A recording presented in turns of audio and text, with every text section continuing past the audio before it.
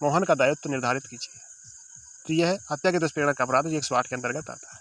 खा कोई व्यक्ति है जो या व्यक्ति का गृह जलाने के लिए का व्यक्ति को उकसाता है। खा व्यक्ति उस गृह को आग लगा देता है और उसी समय वहां संपत्ति की चोरी करता है। तो क्या का व्यक्ति ने क्या अपराध किया है?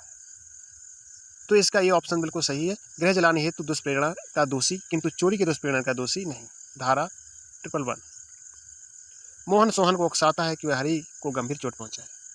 उस उकसाहट के परिणाम स्वरूप सोहन हरि को गंभीर चोट पहुंचाता है, जिससे हरि की मृत्यु हो जाती है। मोहन ने कौन सा अपराध किया है? इसका ऑप्शन बी सही है, हत्या का दुष्प्रेरण। यदि मोहन जानता था कि दुष्प्रेरक घोर अपहत से मृत्यु आ व्यक्ति आ नामक पुलिस अधिकारी खा द्वारा लूट करने की परिकल्पनाओं का ज्ञान होने पर भी और सूचना देने के लिए वैध रूप से आबद्ध होते हुए भी वह लूट के अपराध को आशय से मजिस्ट्रेट को सुकर बनाने की सूचना देने का लोभ करता है, आने कौन सा अपराध किया है? तो इसका ऑप्शन डी सही है कि लोक सेवक होने के कारण अपराध की परिकल्पना के अवैध लोक द्वारा उसे छिपाने का अपराध किया है, जो धारा 119 के अंतर्गत आता है। बा आ से हथौड़ा तथा छेनी किराए पर लेता है। उसके बाद बी उन्हीं उपकरणों से सा के मकान तोड़कर चोरी करता है।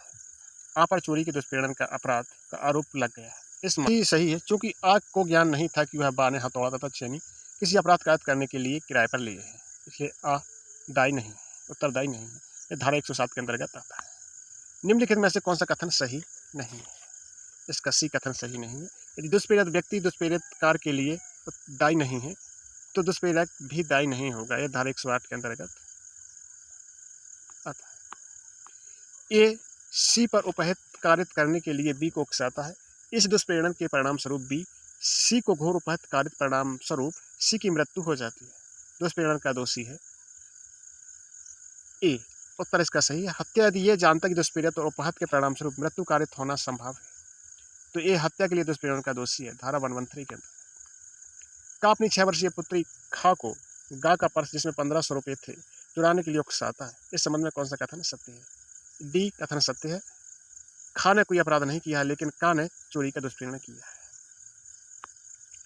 का घा की हत्या करने के लिए खा को उकसाता है।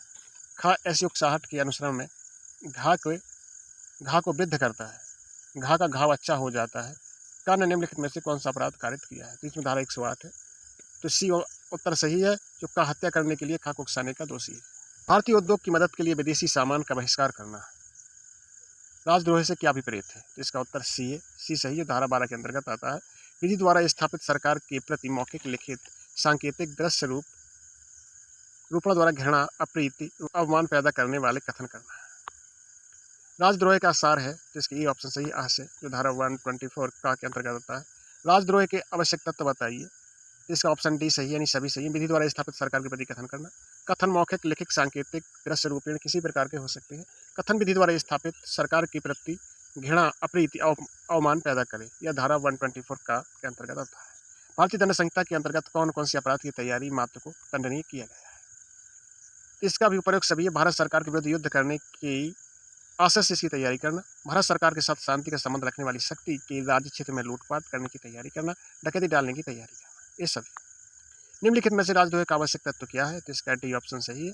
बोले गए लिखित सांकेतिक दृश्य रूपण कथन से सरकार के प्रति घृणा अप्रीति अपमान पैदा हो। यह धारा 124 का के अंतर्गत है। भारतीय दंड संहिता के अंतर्गत राजद्रोह को किस धारा में परिभाषित किया गया है? तो यह बी 124 का के अंतर्गत परिभाषित किया गया है। वो 5 या अधिक व्यक्तियों द्वारा समान उद्देश्य की पूर्ति के लिए आपराधिक बल का प्रयोग करते हैं, जिससे कौन सा अपराध घटित होता है? इसका बी सही, बलवा, यानी धारा 140 के अंतर्गत। विधि विरुद्ध जमाव की परिभाषा के संबंध में कौन सा कथन अत्यंत उपयुक्त है? तो 5 या अधिक व्यक्तियों का जमाव का गठन, ये सही है इसका। आपराधिक मानववध तथा हत्या के अपराध में अंतर का आधार क्या है? तो धारा 300 भारतीय दंड संहिता में दिए गए अपवाद हैं, जो धारा 2299 300 में आता है। आपराधिक मानववध हत्या नहीं है यदि, इसका आंसर डी सही है। वह जिसकी मृत्यु कारित की 18 वर्ष से अधिक आयु के होते हुए अपनी सहमति से मृत्यु होना सहन करे, यह मृत्यु जोखिम उठाए। आपराधिक मानववध हत्या नहीं है यदि, इसका बी उत्तर सही। वह व्यक्ति जिसकी मृत्यु कारित की जाए 18 वर्ष से अधिक आयु होते हुए अपनी सहमति से मृत्यु होना सहन करे। 8 व्यक्तियों ने एक साथ मिलकर पति की लाश के साथ उसकी पत्नी को भी जिंदा जला दिया। उन्होंने कौन सा अपराध किया, तो उन्होंने डी अपराध किया। देखिए डी ऑप्शन इसका सही है।